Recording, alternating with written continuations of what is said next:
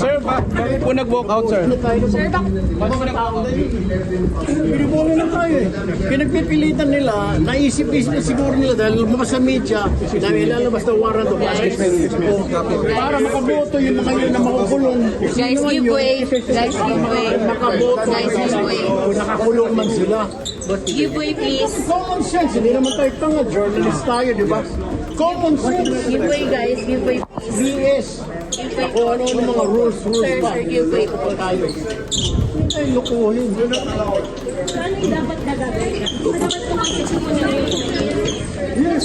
Wala pa gamitin mo. Wala pa naman gamitin mo. You will not be part of this. It's a travesty of our rules, of Senate rules.